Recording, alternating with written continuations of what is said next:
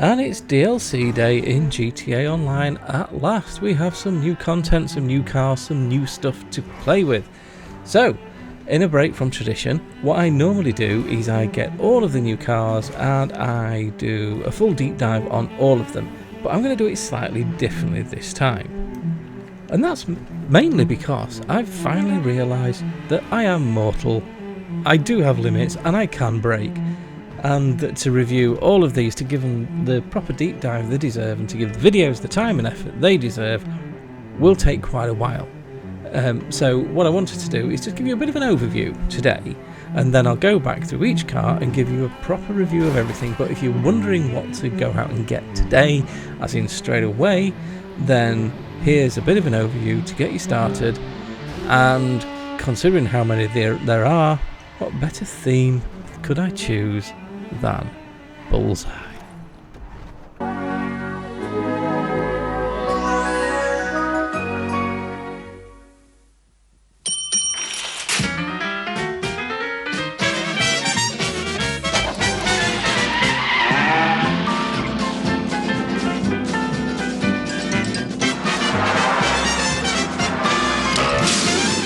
In 7.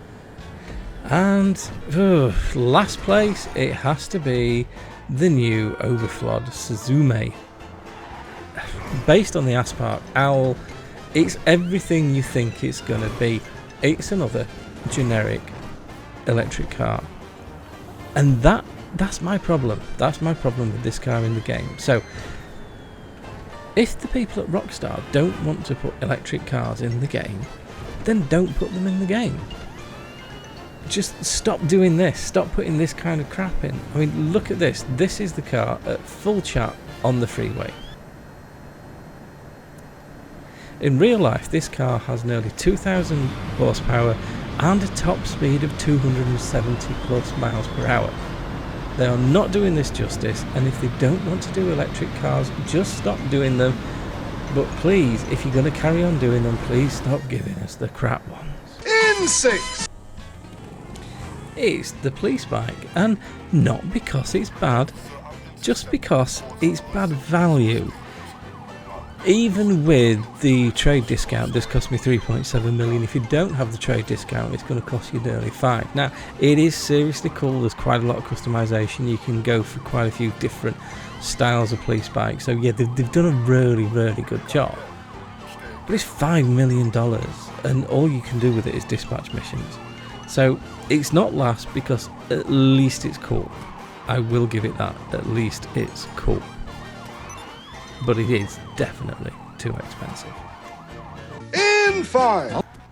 In 5th, we've got the Anis Hardy.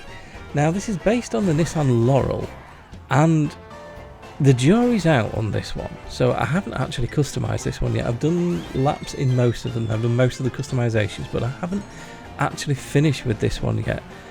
And first impressions are that it's weird. It has really, really strange handling. It's almost like it has the drift tune on as standard. It just steps out at the back all the time. It's like it rotates right around the middle of the car. There's a bit of a theme with some of the cars. Some of the handling of these cars is really not brilliant. I mean, I will give the Suzume one thing. It does have good handling, but this one, definitely not. But I think it's probably going to turn out to be okay after it's customised, so I'll reserve judgment. Now, if some of you are struggling with the whole Bullseye thing, all you need to know is it was a quiz show from the UK in the 80s that gave these moments of tension and led to some of the best prizes ever. The cream of UK automotive prize work going on here. I mean, look at that thing of beauty. God, TV in the 80s was amazing. In 4. Anyway, back to the list, and in number 4 we have the Woodlander, which is based on the Subaru Forester. Now, I don't care what anyone says, the Subaru Forester is cool. And it's cool because it gives dads hope. So the Subaru Forester is a big bulky estate, but it has this same 2-litre turbo boxer engine from the Subaru Impreza in it, and it has the same sound, and they've copied that really well in the game. So while some of the dads are out there driving Siennas or Previas or even worse, Renaults. At least with this, you can have a family car that you can fit the kids and the dog in, and it's still fun and it's still cool. So the Woodlander gets my vote. In 3. Now, surprisingly far down at number 3, we've got the new Aston, and it's not because it's bad to drive, because it's actually really good after the upgrades. Now, one thing that is a common theme is all of these cars are terrible before you put the upgrades on, but some of them do come to life a little bit afterwards, and this is one of them. With the upgrades on, this is great. It's really, really good fun, nicely quick, just generally fun and nice to drive. But this is based on the new DB9, and that's gorgeous. So what on earth have they done with it in the game? It's hideous. It's just... oh, no, moving on. Yeah, get that off my screen. In 2. And yeah, I'm as surprised as you are, because we don't really do trucks in the UK. So I didn't even know this was a thing. So this is based on the Hilux SRT, is it? But this is based on a performance Hilux, so we don't really get that over here. So we don't really get trucks. So I don't really get trucks. So I didn't expect to really like this, but this thing is absolutely super cool. I love this thing. It's really decently quick, got lots of unique customization. You can do all sorts of stuff with it. It's reasonably cheap. This is just an all-round great buy. I'm really, really happy with this. Not as quick as the Firebolt, but it doesn't need to be because it still has the cool factor. In 1. And top of the list from the release day cars, it's got to be the new Sentinel. Based on the M4, and let's be honest, there are 3 types of cars. There are minis, there are the BMW M Series, and then there's everything else. And the M Series BMs always look so good in this light blue, and for the real cars they call it Estoril Blue. Fabulous car. They've done a great job of modelling it in the game. Again, it's a bit slow when you pick it up, but as soon as you put some customization on it, start putting some upgrades on it, really comes to life, turns into a really decent car.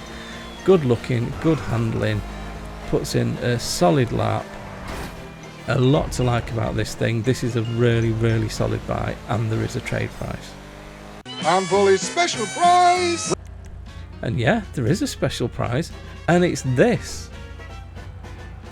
The non-option. The non-option for the livery on the Jester widebody.